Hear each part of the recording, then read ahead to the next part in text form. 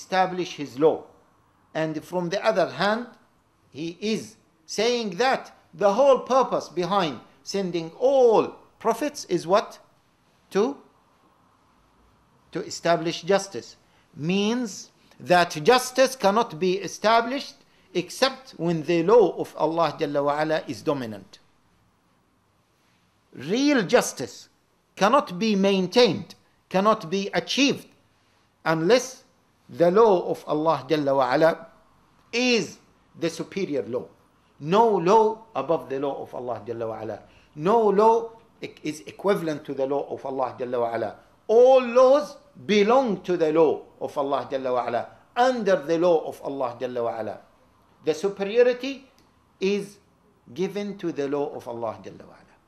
The dominant law is the law of Allah Jalla wa Ala. This is the meaning of establishing the deen of Allah Jalla wa Ala, and these are some, not all, evidences. Now, these are textual evidences. From aql point of view, from just logical point of view or rational point of view. Allah Jalla wa Ala says in the Quran, لو كان فيهما آلهة إلا الله لفسدتا.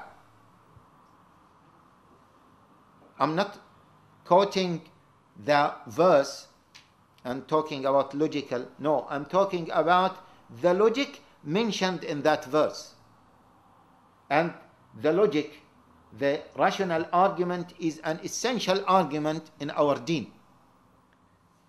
And the text goes in line with the aql, with the rational argument. There is no conflict whatsoever but between the rational argument and the textual argument. So this rational argument that Allah Jalla wa Ala mentioned here, لو كان فيهما آلهة إلا الله لفسدتا. If there were two ilah, two gods, then the earth and the heavens will go what? لفسدتا. There will be corruption in the earth and heavens. Subhanallah. There will be corruption? Yes. This is explained in the other ayah. وَلَعَلَى بَعْضُهُمْ عَلَى بَعْضٍ. Because if we have two ilah, if we have two gods, this God will command people to do this, and this God will command people to do something in contrary to what the previous God commanded to. Then who is going to have the superiority? There will be corruption. Either one of them will be superior, then you cannot say that this one is superior and he is God, and even the other one is still a God, because a God is superior. That's why Allah Jalla wa Ala says, if there were two gods, then there will be corruption. By logic, there has to be one God. Now this is Amrun Kawni. This is the law, the universal law, one of the universal laws. And again, it is Amrun Shar'i, means as there no two gods, there is only one God, which is Allah Jalla wa Ala. Make sure also that there is one God in terms of the legislation of Allah Jalla wa Ala. And that's why in the whole world there will be one system, and then if that system establishes justice, then there will be peace. But if there are two superpowers, not one superpower, if there are two superpowers, the whole world will not live in peace. And if there is one superpower and that superpower is not ruling by justice, there will be no peace. So we have to have one superpower, and that superpower is the Islamic superpower. Because the Islamic superpower is the only superpower that can govern and rule the whole world with peace and with justice. And this is, even Thomas Hobbes said something like this. You know, Thomas Hobbes is the famous intellectual. He lived in the 17th century. He died 1600 something. He said that if there are two men desiring the same thing that cannot be attained to both of them in the same time, then we will end up with a conflict. And he said this is what is happening, and we will end up with a state of war, because two entities are desiring the same thing which cannot be divided into both. Either this will go with this, or this will go with the other superpower. So, of course, both of them will try to attain it, then they will end up in a conflict. And he said, we will end up in a state of war. And this is what we have witnessing, what we are witnessing these days. So, just by simple logic, there has to be one superpower, there has to be one law, and of course, in order for that law to be a law of justice, that law has to be the dominant law.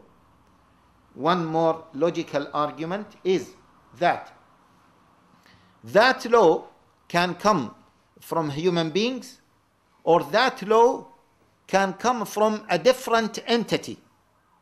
If that law comes from human beings, then for sure that law will be biased towards or for the benefit of the favor of some people. That law, the superior law, cannot come from human beings, because once human beings put any law, they will put it in their favor. And even this democratic law, there is nothing called democratic law. How? They said democratic law, it means the rule of people. This is what the word democracy means. The law of people. Now we ask them, have you taken into consideration the children? They said no. But the children or people below the age of 16, maybe in many societies, they are 20 or 30. This is in the West. But in the East, maybe they are above more than 30% of the population. Have you taken into the consideration the opinion of young people? They say no. Why haven't you taken their opinions into consideration? They say because they are still immature. So, who said the law put by mature people will take care of the immature people, as you say? This is one thing. The other thing, democracy. At the end of the day, there will be a rule or a law that has been taken by the majority. What about the minority? They are left alone. There are no laws in their favor. We have to differentiate between the democracy as a system, and democracy as a way to select the ruler. I don't want to get into the issue of democracy now. But as a system, no one can claim that there is democracy. Maybe democracy in order as a tool to select the ruler, yes. But in order to have a system, no. For example, if we want to vote for khamr, wine, is it halal or is it, forget halal haram. Shall we allow, like what they have voted before about this wine, Bob's 24-hour drinking? You remember that last year, 24-hour drinking. Now some people said, yes, we want it. Some people said no. Most of the people, as they say, said, yes, we want it. What about those who said no? What happened to them? They said we cannot have yes and no operating in the same area. Is that true or not? They said that we either have yes or we have no in this specific issue, because there will be conflict. They are desiring, as Thomas Hobbes said, they are desiring the same thing. So either this will go or that will go. So that law is in favor of who? Is in favor of the majority. So the minority will feel injustice because their opinion was not taken into consideration. So any democratic